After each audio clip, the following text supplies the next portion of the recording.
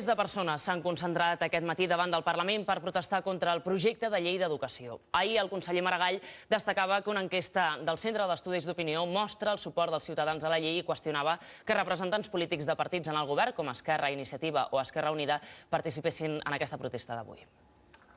El Parlament s'està cuinant la primera llei d'educació de Catalunya, però els encarregats de posar-la en pràctica seran sobretot uns altres actors, els que entren cada dia a les escoles i als instituts.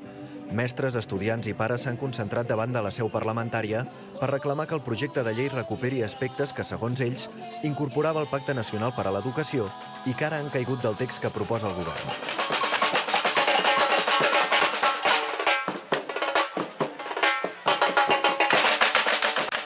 La concentració que fem avui davant del Parlament de Catalunya està convocada per diferents sindicats de l'ensenyament públic, associacions, federacions d'associacions de pares i organitzacions polítiques. La idea és avui fer un acte reivindicatiu i de defensa de l'ensenyament públic davant de la discussió al Parlament de la llei catalana d'educació. Creiem que és un moment històric, creiem que hi ha molts aspectes de l'ensenyament públic que estan en joc i que aquesta llei ens hi juguem molt per molts anys.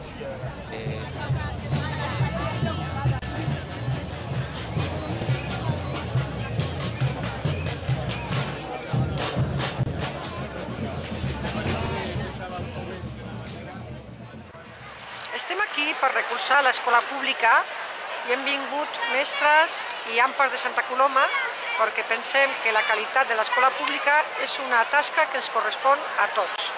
Pares, mestres i alumnes hem de lluitar per més inversió, per més qualitat a l'escola pública, per més participació. Evitar que es creen escoles gueto, demanant més recursos en educació, també en l'educació del lleure, a la participació de les AMPAs i dels professors en tot el que fa referència a l'educació, perquè creiem que estem en un moment molt important en què la cohesió social i el futur es juga a l'escola. Si no hi ha més recursos per a l'educació, aquesta situació social en la que vivim de tant canvi no es podrà solucionar de manera equitativa.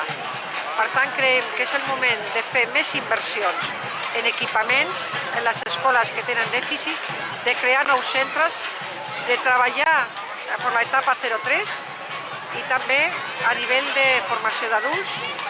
Pensem que ha d'haver un gran esforç, que no ha de ser excusa el que estem en un moment de dificultats econòmiques, perquè hi hagi una inversió en educació tal com cal.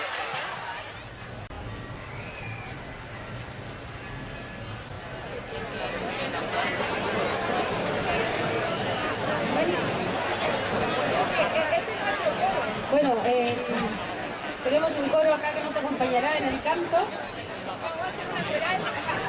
Eso.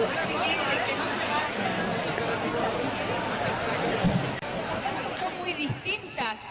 Lo que fue bien hoy es tinta. No pierdo las esperanzas de que esto tenga su arreglo. Un día este pobre pueblo tenga una feliz mudanza. El toro solo se amansa, montándolo bien en pelo. No tengo ningún recelo de verle la pajarilla cuando se dé la tortilla, la vuelta que tanto anhelo. Mi vida porque los gobernadores, mi vida lo tienen tan separada.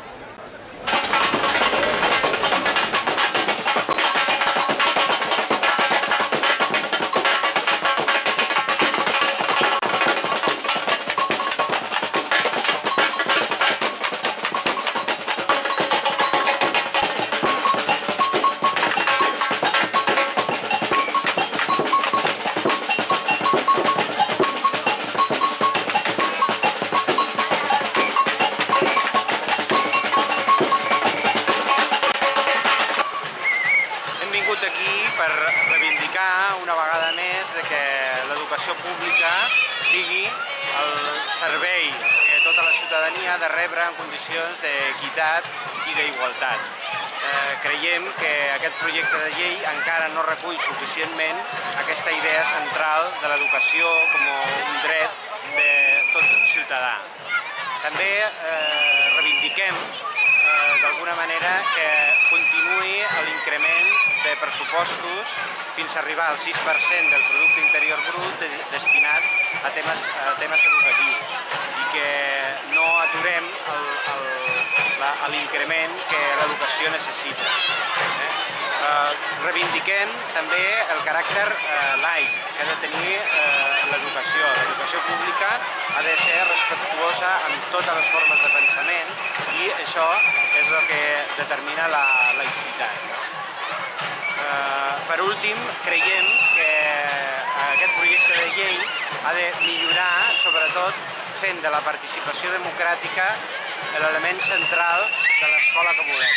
Una escola que sigui participativa, que sigui democràtica, on s'impulsi la participació tant dels professionals com de les famílies, que hem de col·laborar de forma potent amb l'administració per garantir aquesta democràcia escolar.